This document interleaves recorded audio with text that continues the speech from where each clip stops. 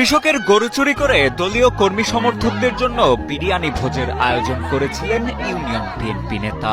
এমন অভিযোগের প্রেক্ষিতে থানায় মামলা দায়েরের পর গরুর চামড়া আর মাংস সহ এজাহারভুক্ত দুইজনকে হাতে নাতে গ্রেপ্তার করে থানা পুলিশ।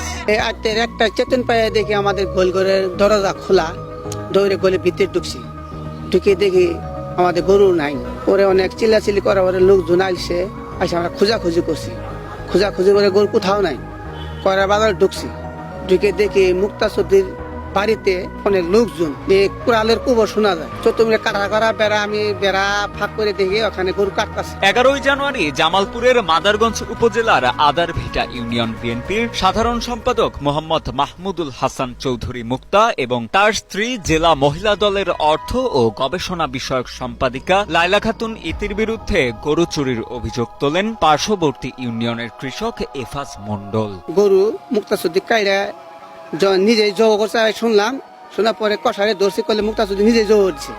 দেওয়ার পরে চামড়া সহ কষাই সহ ওর সাথে চুর একটা আসলো সহ ধরে আমরা।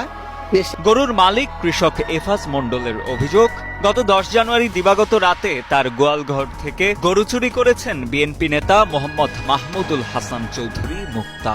সেই রাতেই সুমন মণ্ডল, বিজ্ঞ চৌধুরী, কসাই বজলুর প্রামাণিক ও কয়েকজন কর্মীর সহায়তায় বিএনপি নেতা মুক্তা নিজেই জবাই করেন গরুটি। পরদিন দুপুরে চুরি করা মাংস দিয়ে কর্মী সমর্থকদের জন্য আয়োজন করা হয় বিরিয়ানি ভোজের এবং কিছু মাংস রেখে দেওয়া হয়। খোঁজাখুঁজি করার পরে একটা নিউজ আসে যে মুক্তা চৌধুরীর বাড়িতে একটা গরু জবাই করা হয়েছে। সে বিএনপির 6 নং আদারভিটা ইউনিয়নের সাধারণ সম্পাদক, তার বাড়িতে একটা সকালে প্রোগ্রাম আছে, সেজন্য গরু জবাই করা হয়েছে। পরে আমরা ওটাকে শনাক্ত করে দেখি যে চামড়া সহ শনাক্ত করে দেখি গরুটা আমাদের।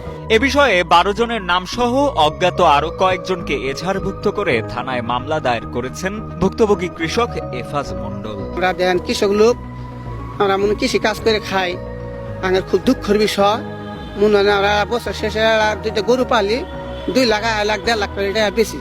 এটা আমাদের ইনকাম, আমরা যাতে সুস্থ মতো থাকতে পারি, এটা আমার কাছে করু জুড়ে অনুরোধ।